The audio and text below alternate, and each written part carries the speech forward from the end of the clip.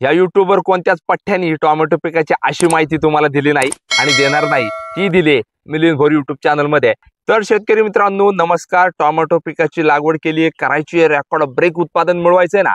मागील 2 दिवसापूर्वी आपण टोमॅटो पिकाला पहिली महत्त्वाची आळवणी म्हणजे ड्रिंचिंग कोणती करावी, कधी करावी याची माहिती पाहिली आणि आज बरोबर 2 दिवसांनी तुमच्या समोर घेऊन आलेलो आहे टोमॅटो पिकाला दुसरी महत्त्वाची आळवणी ड्रिंचिंग।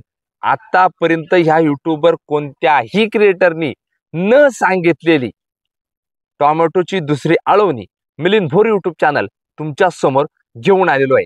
कारण ही अशी माहिती तुम्हाला इतर कोणताही क्रिएटर ह्या युट्यूबवर देणार नाही, ती माहिती मी तुमच्या समोर घेऊन आलेलो आहे। टोमॅटो पिकाला दुसरी महत्त्वाची आळवणी ड्रिंचिंग कधी करावी, कोणती करावी आणि ही केल्यामुळे होणारे जबरदस्त फायदे। जय शिवराय, नमस्कार शेतकरी मित्रांनो, मी मिलिंद भोर स्वागत करतो तुमचं मिलिंद भोर आपल्या परिवारामध्ये शेतीविषयक युट्यूब चॅनल मध्ये। शेतकरी मित्रांनो लक्षात घ्या, टोमॅटो पिकाची लागवड करायची आणि टोमॅटोची रोपं जगून टोमॅटोचं भरघोस उत्पादन मिळवायचं ना, अशक्य झाले।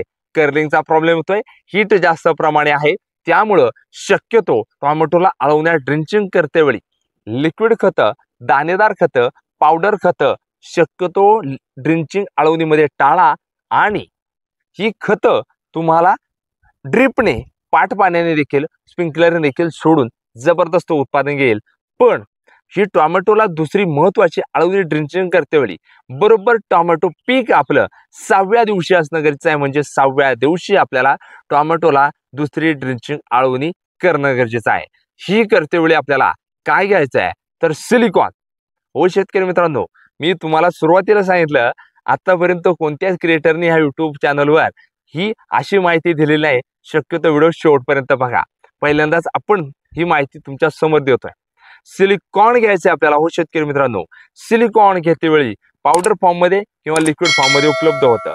सुरुवातीला पावडर मध्ये आपण पाहून घेऊया। पावडर मध्ये घेते वेळी आपल्याला काय करायचं आहे, वेदांचं सिलिकॉन घ्यायचं किंवा तुमच्या जवळील कृषी सेवा दुकानामध्ये जे सिलिकॉन उपलब्ध होईल हे घेऊ शकता। आता सिलिकॉन पावडर मध्ये मिळत असेल तर प्रति एकरासाठी 1 ते 2 किलो 200 लिटर पाण्यासाठी घ्यायचं।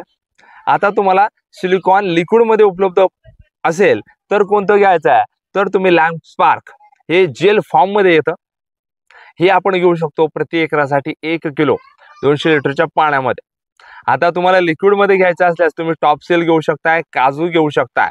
दोन्हीपैकी कोणतंही एक सिलिकॉन लिक्विड मध्ये उपलब्ध करा प्रति एकरासाठी 1 लिटर 200 लिटर पाण्यामध्ये। आता शेतकरी मित्रांनो तुम्हाला या सिलिकॉन सोबत काय घ्यायचं आहे तर आपल्याला घ्यायचंय ऑर्गॅनिक कार्बन हे खत। हो शेतकरी मित्रांनो, कारण जमिनीचा सेंद्रिय कर्ब हा कमी झालेला आहे, हा देखील वाढवायचा आहे आणि तुमच्या टोमॅटोची ग्रोथ जबरदस्तरित्या करायची आहे। त्यासाठी आपल्याला ऑर्गॅनिक कार्बन हे निवडणं गरजेचं आहे। आता ऑर्गॅनिक कार्बन घेते वेळी आपण जे रिचार्ज प्लस आहे हे घेऊ शकतो, सिबॉन आहे तर हे घेऊ शकतो, एन कार्बे तर हे घेऊ शकतो। तिन्हीपैकी कोणतेही एक उपलब्ध करा प्रति एकरासाठी 1 लिटर। सिलिकॉन आणि ऑर्गॅनिक कार्बन एकत्र करा 200 लिटरच्या पाण्यामध्ये आणि तुमच्या टोमॅटोला हीच दुसरी महत्त्वाची आळवणी ड्रिंचिंग करणं गरजेचं आहे। आता ही आळवणी ड्रिंचिंग मी सिलिकॉन आणि ऑर्गॅनिक कार्बन का सांगितलं तर त्याच्या आधी आपण जाणून घेऊया ह्या आळवणी ड्रिंचिंग मुळे म्हणजे टोमॅटो पिकाला 6व्या दिवशी ही जी काय आळवणी करणार आहोत आपण, यामुळे होणारे जबरदस्त फायदे। तर हे फायदे तुम्हाला सांगतो।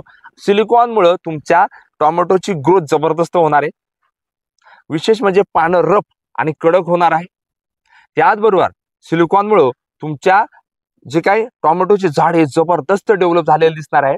आणि ऑर्गॅनिक कार्बन मुळे काय होणार आहे की पांढऱ्या मुळ्यांची संख्या जास्त प्रमाणे, जमिनीमधली खतं औषधं जी पडली आहेत ती अपटेक होण्याचं काम जास्त प्रमाणात होणार आहे। एकंदरीतच रेकॉर्ड ब्रेक फुटवा जबरदस्त झालेलं तुम्हाला दिसून येणार आहे आणि विशेष म्हणजे झाडाची कॅनोपी इतरांपेक्षा जबरदस्त झालेली दिसणार आहे।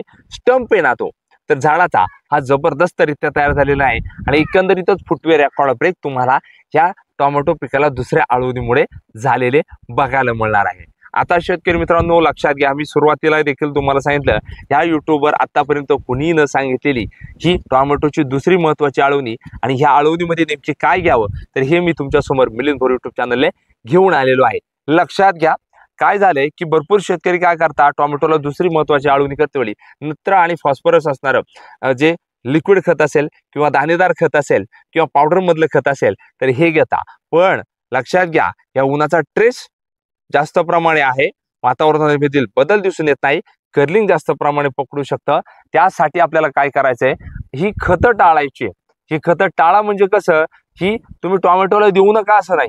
तुम्ही काय करा, ही खतं पाण्यातून ड्रिपने तुम्ही देऊ शकता आणि निश्चित स्वरूपात टोमॅटोचं भरघोस उत्पादन मिळू शकता. पण ही खतं देतेवेळी टोमॅटो 10 दिवसाच्या पुढे होणं गरजेचं आहे, तेव्हाच ही खतं द्यायला सुरुवात करा.